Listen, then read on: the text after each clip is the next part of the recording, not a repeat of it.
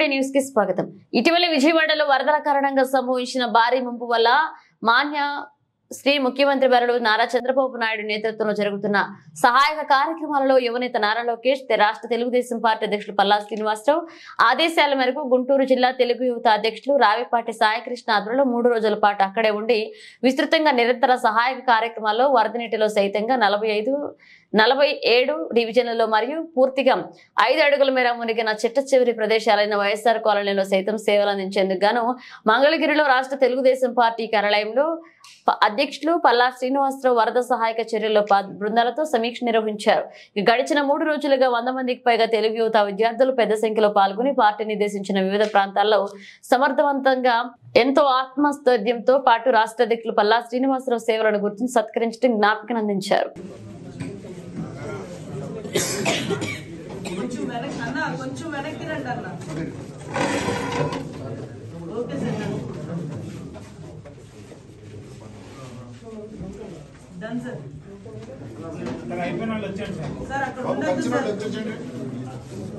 అంతకుముందంటే మేమంతా యాక్స్టేషన్స్ కి బాగా అలవాటు పడిపోయి రెగ్యులర్ గా ఏదో యాక్టివిటీతో ఉండేవాళ్ళం. 3 నెలలుగా ఏంటంటే అంతా గవర్నమెంట్ వచ్చేసింది, గ్యాప్ వచ్చింది. ఈ టైంలో మీరు కరెక్ట్ టైంలో మమ్మల్ని మీరు యాక్ట్ చేయడం కూడా మాకు సంతోషదాయకంగా సార్. దాన్ని సరైన రీతిలో మీరు అందరూ స్పందించారు. మరొకమారు మీ అందరికీ కూడా నేను ధన్యవాదాలు తెలియజేస్తాను. ప్రాంతాలు గురైపోయారు సార్, ఎందుకంటే ఎప్పుడు కూడా చూడలే. ఈ రోజు ఈ ముంపుకి కారణం కూడా ఈ అక్రమ మైనింగ్ కూడా కారణం. ఏమవుతుందంటే ఎక్కడో ఇసుక తోడిసిన వల్ల ఏమవుతుందంటే లోతు పెరుగుతుంది. లోతు పెరిగిన తర్వాత ఏమవుతుందంటే ఆ నీరు ఒక మారుగా పోటు కింద మారుతుంది. పోటు కింద మారి అది గట్టు తగ్గటువంటి పరిస్థితి వస్తుంది. అందరూ సారథ్యంలో యువనాయకుల సారథ్యంలో మీరంతా అద్భుతమైనటువంటి సహాయ చర్యలు మీరు తీసుకున్నారు, సహాయ కార్యక్రమంలో పాల్గొన్నారు. ఎందుకంటే విజయవాడ ఎప్పుడు కూడా కనీ విని ఎరగినటువంటి విపత్తులో చిక్కుకుంది. మనకి ఆయన అజయ్ జైన్ గారు, రాజాబాబు గారు, ఆయన విశాఖపట్నం కమిషనర్ కింద చేశారు. ఆయన మాకు చెప్పింది ఏంటంటే, సార్ మేము లారీలు వస్తున్నాయి, దించడానికి ఎవరు చేస్తారు? అధికారులు ఎందుకు చేస్తారు?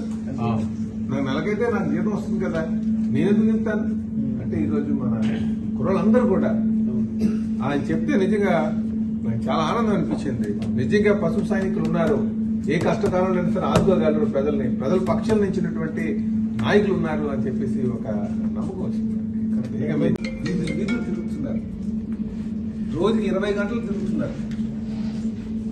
4వ వారు ముఖ్యమంత్రి చేసినటువంటి వ్యక్తి 74 సంవత్సరాల వయసు కలిగిన వ్యక్తి.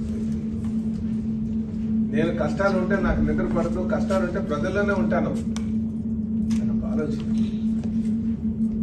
గత 5 సంవత్సరాలు తీసుకుంటే, గత పాలకుల యొక్క ఆలోచన తీసుకుంటే ఇంట్లోనే ప్రజలకు అండగా ఉండాలి, చేతనైతే సహాయం చేయాలి, లేదంటే ఒక సూచన చేయాలి. అంతేగాని పిచ్చి పేలాపం ప్లేసి వెళ్ళిపోయి లండన్ కూడా బయలుదేరిపోయినట్టున్నాడు. ఈ రోజే లండన్ వెళ్ళిపోతామంటే ఈ రోజు ఉండడం మళ్ళీ, ఈ రోజు ఉంటే రేపు వెళ్తున్నాం. వీళ్ళకి ఏదో ఎక్కడో రాత ఉంది, నాయకులు అయిపోయారు తప్ప. ఏంటంటే సార్ మేము మాకు ఉద్యోగాలు అయితే వేసారు కానీ మేము ఓట్లు అయితే మేము దింపలేము. ఎప్పుడైతే ఎమ్మెల్యేస్ మనం అందరం వెళ్ళాము సార్, వాళ్ళు అప్పుడు పార్టిసిపేట్ చేయడం పార్టీ వాళ్ళు వచ్చారంటే వీళ్ళ సెంట్రల్ ఆఫీస్ నుంచి పంపారని మేము చెప్తున్నామంటే మరి వాళ్ళు మనకి చేపట్టి పార్టీ తెలియజేస్తారు అని భయంతో కూడా కొంచెం కొంతమంది చేశారు. నిన్న కూడా మీరు వచ్చి 3 అవర్స్ ఉన్నారండి సార్. అక్కడ కూడా మీరు వచ్చినప్పుడు వైఎస్ఆర్ కాలనీకి వెళ్ళినప్పుడు మేమంతా తిరిగి అందుకే అంటున్నాను, నాయకుడు గమనిస్తున్నాడంటే అధికారి పనిచేయాలి. వీళ్ళందరూ నేను చెప్పాలి నిజంగా, చంద్రబాబు నాయుడు గారు ఈరోజు రైల్వే ట్రాక్ మీద అక్కడ పక్కన అందరూ అసలు చూడండి, ఆ తపన ఉండాలి మనిషికి అన్నవాడికి. ఎప్పుడు నాయకుడిగా మనం ఎదగాలంటే మన కష్టం మనకి అందరూ ఎక్కిస్తుందబ్బా. మన పడ్డ కష్టం, మన ఆలోచన, అది తనువుకి ఆలోచన, మాట్లాడే విధానం, తనువు అంతా కలిపి ఏకంగా త్రికరణ సిద్ధిగా చేయాల్సినటువంటి అవసరం ఉంది. త్రికరణ సిద్ధిగా ఎప్పుడైతే మనం సిద్ధిగా మనం చేసామో ఫలితాలు అద్భుతంగా వస్తాయి. గుర్తించుకోండి, ప్రతి ఒక్కరికి కూడా కష్టపడిన వారికి గుర్తింపు వస్తుంది, కష్టం వృధా పోదు. ఇది నాకున్నటువంటి నమ్మకం. అందుకే ఖచ్చితంగా ఈరోజు మీరు ప్రజల్లో వారి కష్టాలను చూసి నిజంగా తెలిసినందుకు మీ అందరికీ కూడా నేను మరొకసారి మీకు పేరు పెట్టిన కెనాల్ పెడితే ఇబ్బంది ఉండదు కదా సార్. అలాగే మీరు గమనిస్తే గత ప్రభుత్వానికి ఈ ప్రభుత్వానికి, గతంలో ప్రభుత్వం ఉన్నటువంటి కార్యకర్తలకి ఈ ప్రభుత్వంలో కార్యకర్తలకి ఆ వ్యత్యాసం చాలా క్లియర్ గా కనిపిస్తుంది. చాలా క్లియర్ గా కనిపిస్తుంది. నాకు సీనియర్ ఐఏఎస్ ఆఫీసర్ చెప్పారు, మీ వాళ్ళు వచ్చిన తర్వాత మా వాళ్ళ కదిలేదు, నిజంగా చాలా అందుకున్నారు, చేద్దామనే ఆలోచన మాకున్నా చేసే పరిస్థితి మాకు కనిపిస్తుంది. మీ వారు వచ్చారు, వాళ్ళు చూసిన తర్వాత మాకు వస్తాం. సింగనగర్ లో వాళ్ళు బ్రిడ్జి మీదకి మమ్మల్ని పౌని లేదు సార్ ఫస్ట్ రోజు. 3 దాకా వాళ్ళు మేము పంపించండి అన్నారు. ఏం లేదు సార్, పోలీసు అందరూ ప్రశాంతంగా బోట్లో